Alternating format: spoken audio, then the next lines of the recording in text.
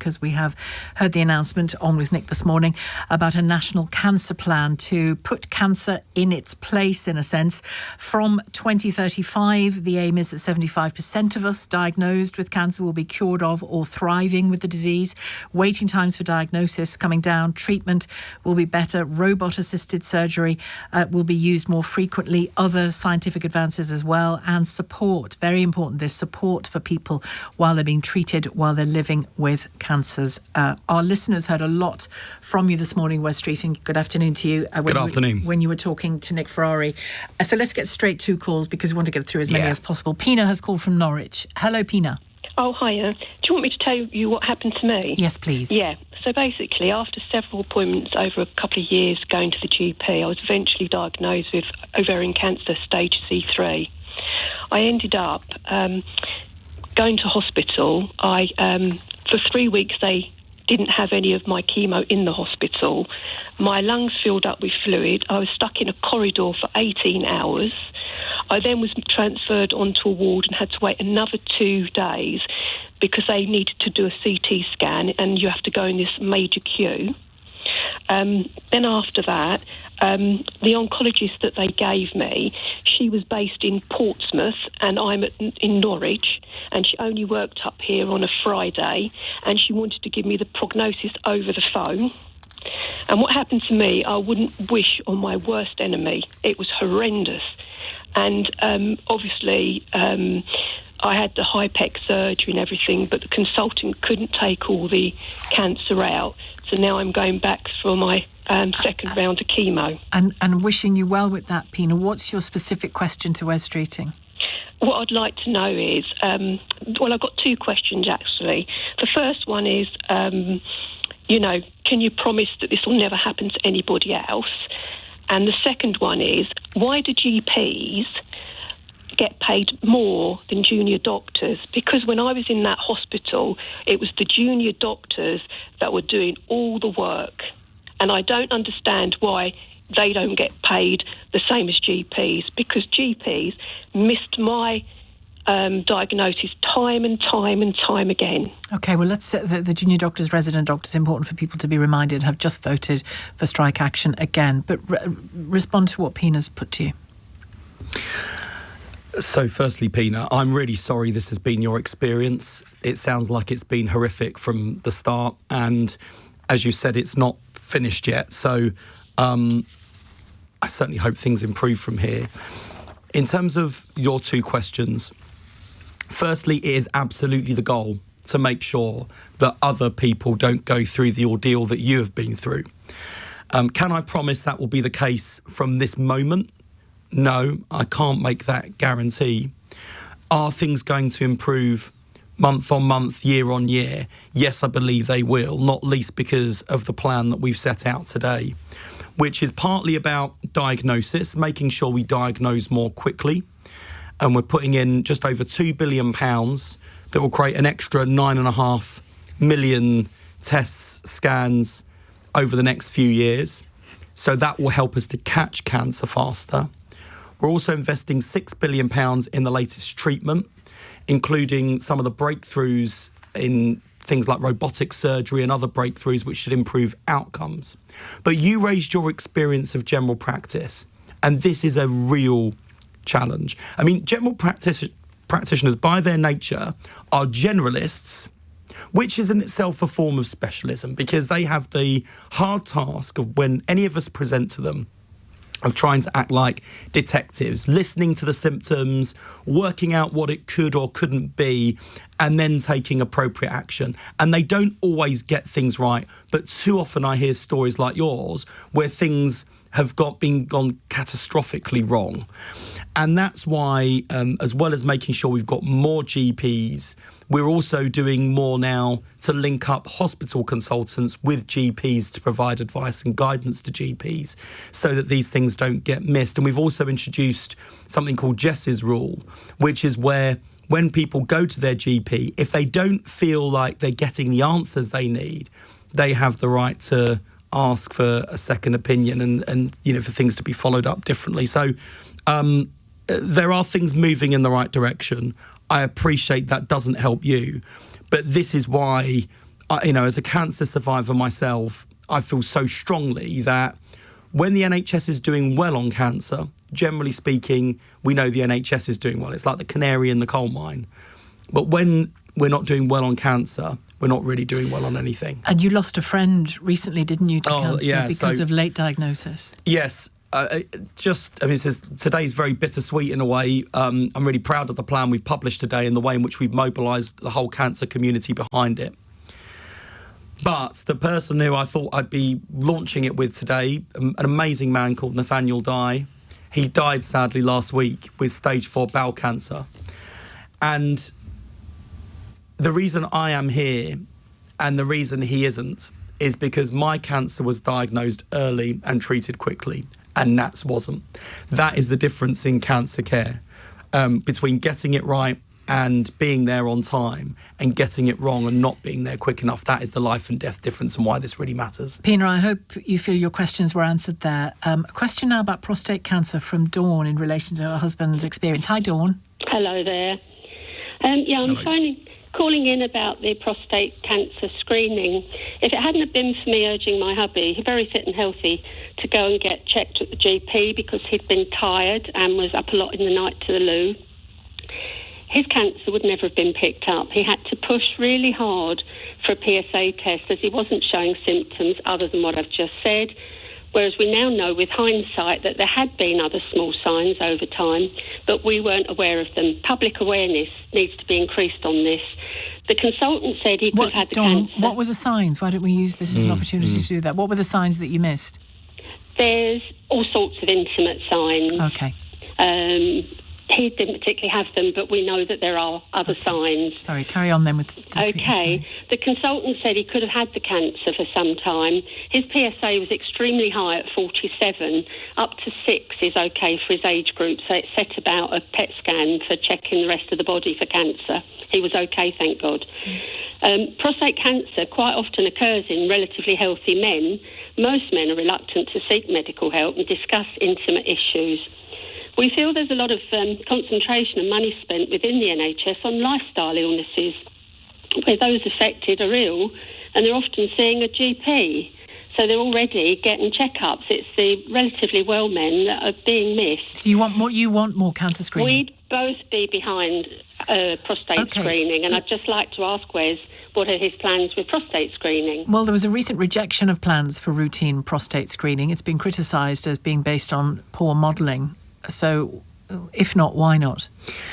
That's right. The National Screening Committee, who are the leading experts that we gather to consider whether screening is right and effective and cost effective, they met and they recommended against screening. And I was really curious as to why, because we know that prostate cancer can be a killer.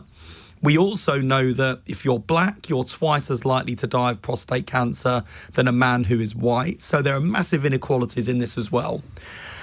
And the challenge around prostate cancer is that many men who have prostate cancer will live well with prostate cancer. It's not causing them any harm. It's there. It's not causing them any harm.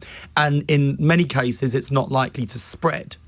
Where it is harmful is where it does metastasize, spread, and then it can cause real difficulties, including fatalities. The but, though, is that if you treat prostate cancer, and we do have effective treatments, some of the side effects can include impotence and incontinence. So what we don't want to do is treat lots of men who don't need treatment, because actually, instead of living well with prostate cancer, they will end up living not so well with incontinence or impotence. So what do we have instead of that? So we're introducing new treatments. We announced another one just the other week. But I am looking, though, in a way that I normally, when the National Screening Committee makes recommendations, we normally accept it at face value. They publish a huge amount of research that underpins it. In this case, I've just been wanting to test those arguments a bit more and to say, is it the screening we're worried about, or is it over-treatment? Are there complications with biopsies we need to worry about? So we're working through all of those issues now. My preference is always to screen where we can. I think it is better to know than to not know. So you've accepted the committee's findings on screening based on the evidence they were looking at. You're just looking at other aspects. Would that be a fair summary? No, not quite, because they're consulting on their recommendation at the moment, and I'm listening to the debate around it before making a decision. Okay. So we've not made a decision yet, but that explains, I hope, why it's a bit more complicated. But you've done a real service, Dawn, by phoning in and raising awareness. And also, I'm saying, particularly now to the men listening, we do need to break these taboos around these sorts of things. If you're worried about your prostate, or you've had prostate cancer, or maybe your dad or your granddad, family history can be a factor. So it's really important as men we talk about it. Similarly, we've seen all these campaigns with women talking about breast cancer and the telltale signs and breaking the taboo there, and how what a game changer that's been very effective, but it still needs to be said again and again. So and again. Look, men, we need to be confident about talking about our testicles, I'm afraid. And so we do. I haven't got testicles. But news just in. Thank you for that breaking news, Sheila.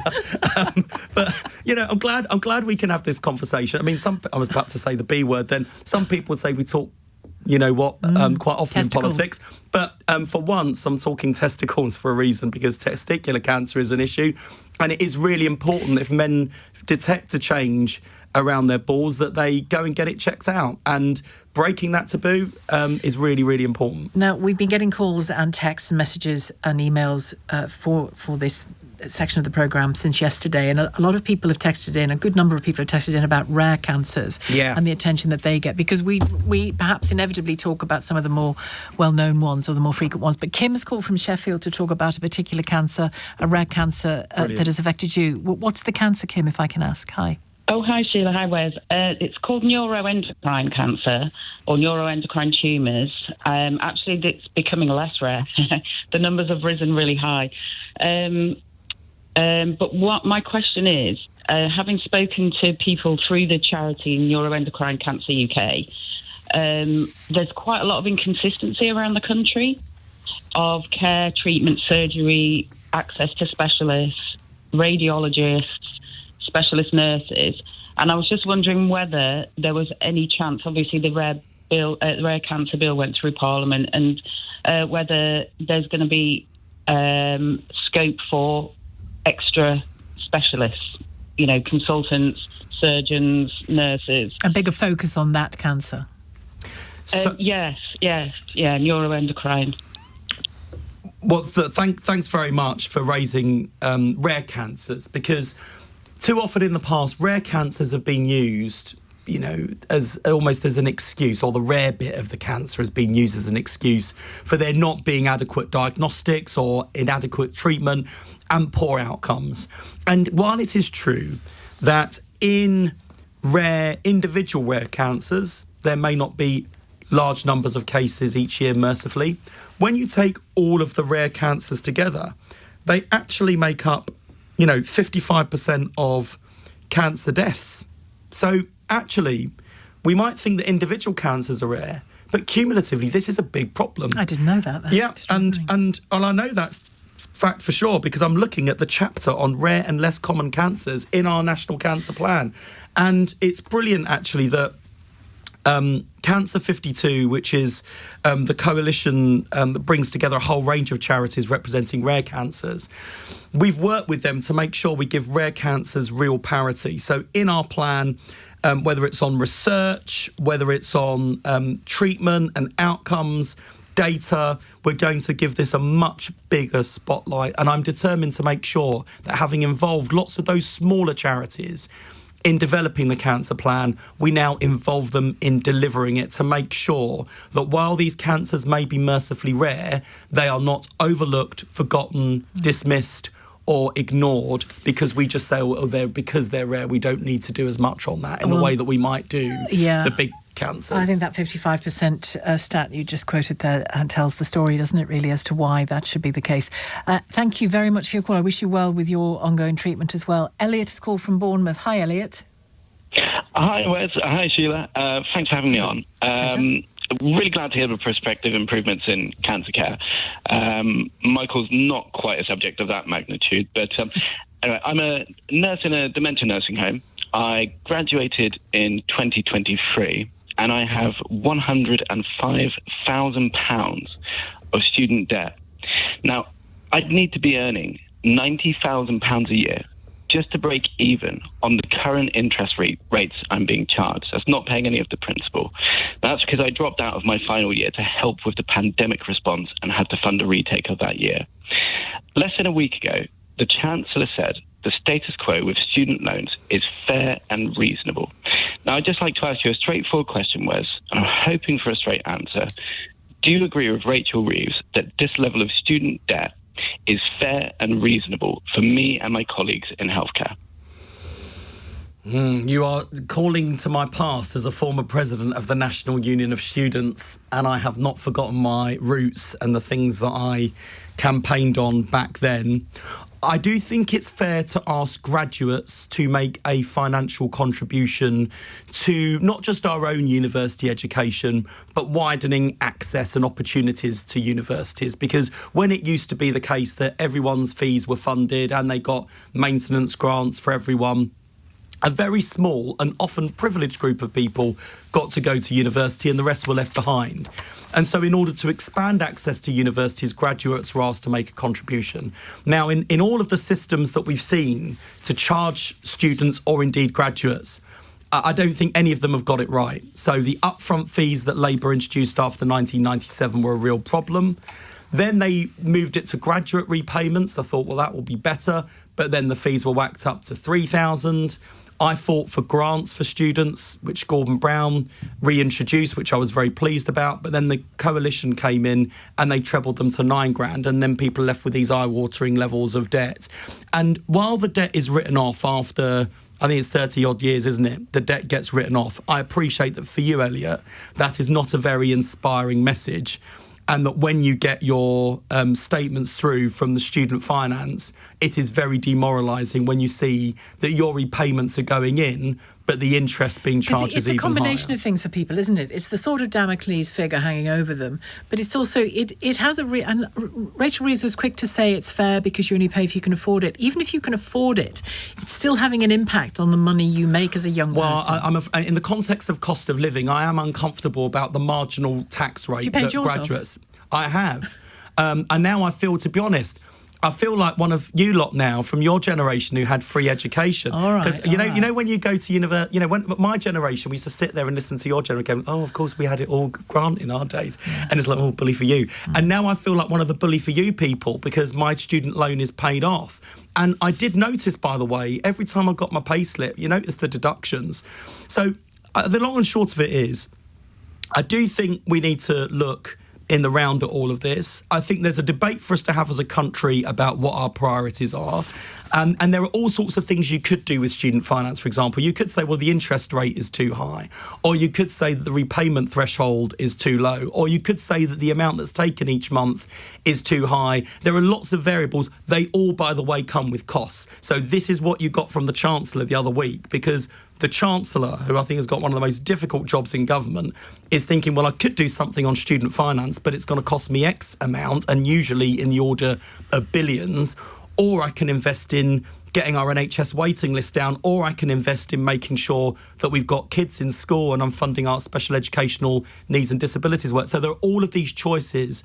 So I hope that has answered your question, Elliot. I know the answer. No sign of movement, is there, on it? No, but I do think it's a debate that I think is clearly rumbling and is worth having, because at the moment, I think particularly for younger graduates, it feels quite tough at the moment. Elliot, I hope you were satisfied with the answer. Clearly, he was never going to be able to be resolved today in the answer, but I hope you were satisfied with the answer, Elliot, in Bournemouth. Now, Wes Streeting, Health Secretary, on the day you announced the National Cancer Plan, there is a story dominating that is not the National Cancer Plan, although I hope you feel we've given it plenty of time here on LBC. You've given more of an airing than most, and I know exactly where this is going, and I'm just going to try and keep my temperature down now. Well, listen, there's a lot of talk about you being the next leader. I have a simple question for you. Would you have appointed Peter Mandelson to the Washington job, knowing exactly what Keir Starmer knew at the time? Yes or no?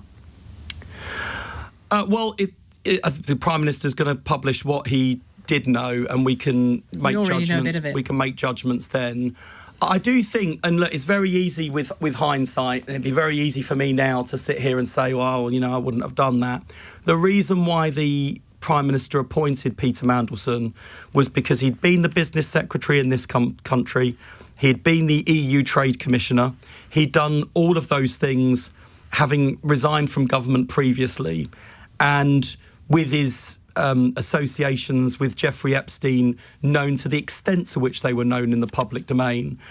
And this had been reported on in the media, and he had still maintained a very public profile in the media and as a broadcaster and so on. And it was felt his skills would be of benefit to us. I think people get the positives, but the negative isn't quite as you or the Prime Minister have described it. The negative is that up until very recently, it was clearly known that Peter Mandelson was conducting a close friendship. See what JP Morgan's internal report said when it was in a New York court in 2023. That's what I mean by recent.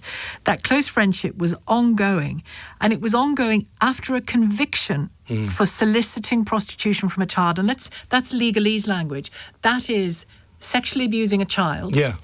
And continuing a friendship with a man who has sexually abused a child and been prosecuted for it, convicted of it, friendship continues. Doesn't that just exclude you from a job like this? I don't think people really knew the extent of that friendship. And does the extent matter? Well, in the sense that, we don't just do guilt by association. And you don't just write people off because they've had the misfortune of knowing someone who has... Close friendship isn't the same as just knowing someone. But I wouldn't... At the same time, though, Sheila, I've seen Peter Mandelson popping up in the media over the years.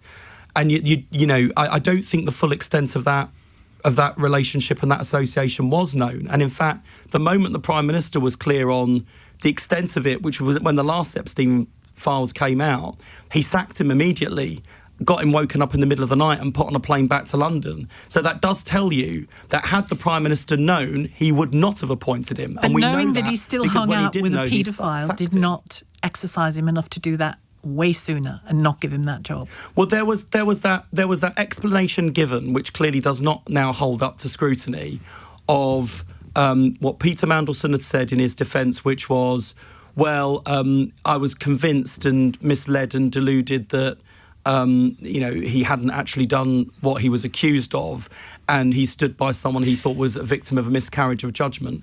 Now, that was a gross error of judgment. But what we now know is that the friendship was far more extensive than any of us ever knew. And secondly, we also saw the extent to which Peter Mandelson was engaged in serious misconduct in public office. Now, whether that meets the criminal threshold of that crime is for the police to decide. I'm not going to comment on that. I know, that's in the here and now. I think my question alluded to what you would have or could have done. And I think you've said to me, Wes Streeting, that you conceivably could have given him that job. I think it's, to be honest, I think when you get a hypothetical question like that of something which has proven to be a disaster, then of course it's very easy to sit here with hindsight and sit in judgment on someone else who did have to make the decision. And I'm not going to do that to our own Prime Minister. Okay. What I will say for Keir Starmer is when the full facts were known in the last round, that was enough for Keir to fire him immediately. Keir Starmer is leaning into... more of the facts. We still don't know the full facts. No, we don't know what, indeed. And we saw more of that just come out in recent days. And Keir Starmer's also leaning into full transparency here around the appointment process. Well, we'll see what comes from the debate that's going on in the House of Commons now about the documentation being brought out around the appointment. On that, actually, just before we get Doug's call, would you be happy to hand over your work and private phones for examination on the Mandelson appointment if there was a single message to or from you about his appropriateness for the job? Would you be happy to hand over your... Yes, in my case, and I think that will be based on what we're debating in the Commons, what the Prime Minister has said. Yes, people will be expected to hand over any messages or correspondence relating to Mandelson's appointment. Now, it's easy for me to say yes, because there is no correspondence in my case, but if there were, of course, people should be handing this over. We've got to go... I think the fear we've all got now is that when something like this happens, and I bet you this has been the case on the phones all day and on the messages coming in as well, the problem is when this sort of thing happens, people just go, I bloody knew it. They're all the same. This is what politicians are like, whether it's, the leaking of sensitive information, or I can't remember if I got a $75,000 loan. In it for themselves. Yeah, in it for themselves.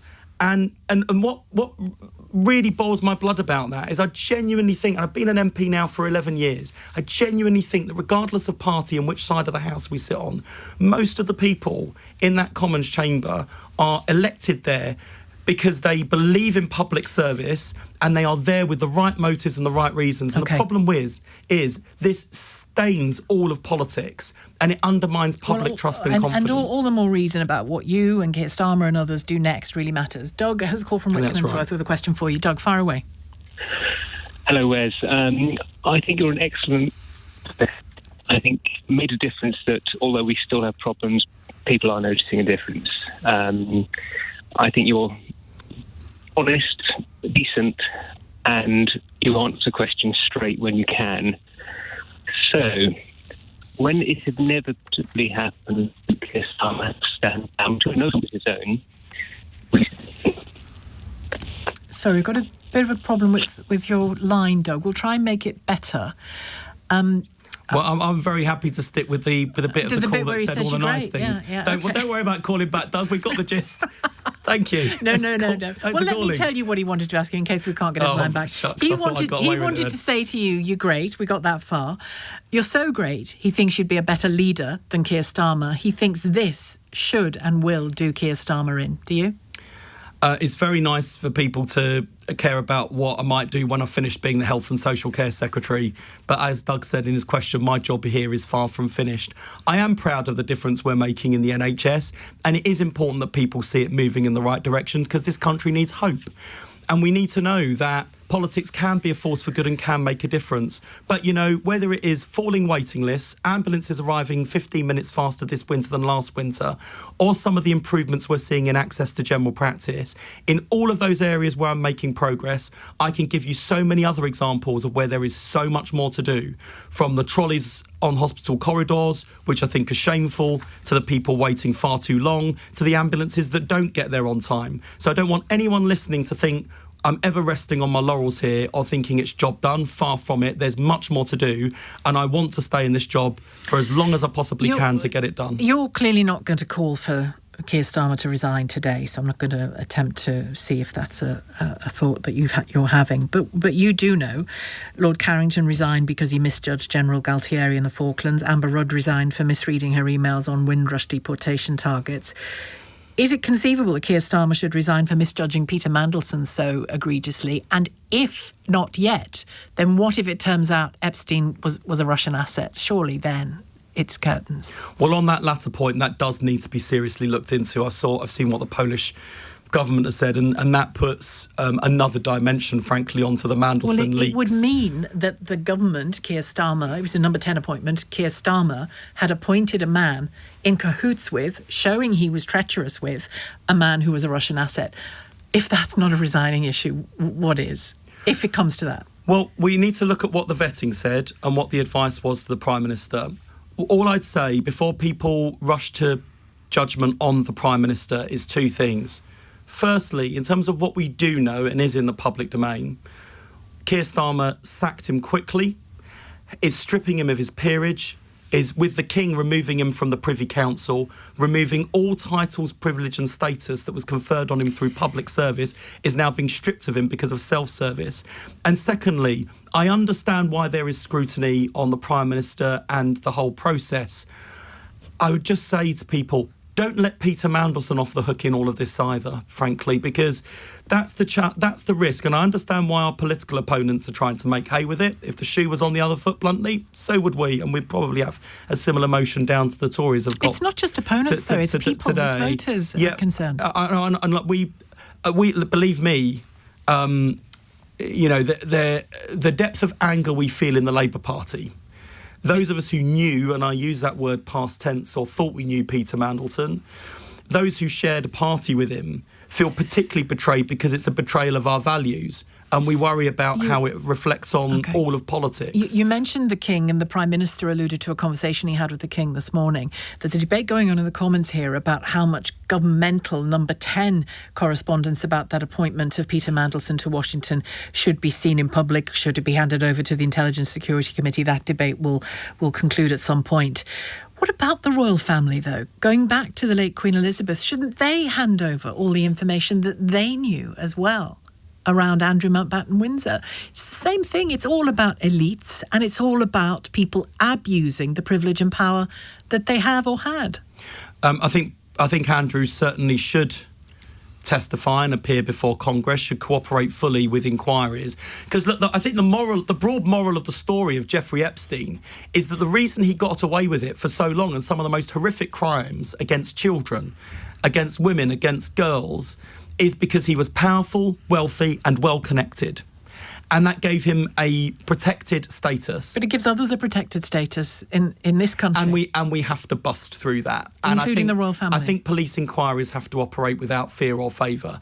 And again, I would say in relation to the King and his actions in relation to Andrew, he has taken action in the royal family. And my only sadness about all of this is seeing very powerful people hauled to account in the way that we are seeing, stripped of their royal status, stripped of their political prestige, is that too many of the Epstein victims have not lived to see this kind of accountability.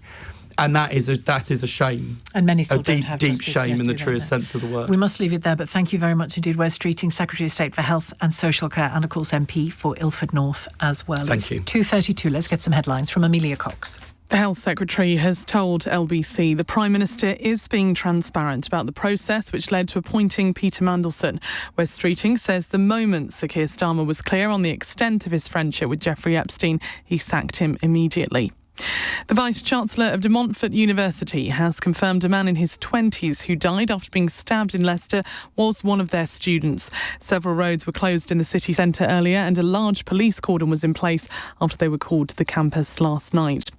And disruption is expected to continue across Britain's biggest railway franchise after a do not travel alert was issued earlier. Govia, which runs Southern Thameslink and Gatwick Express, has now lifted the warning. LBC weather, light patchy rain and hill snow pushing northwards, cloudy but drier for most elsewhere. A few brighter breaks developing in the south, a high of 10 degrees. This is LBC.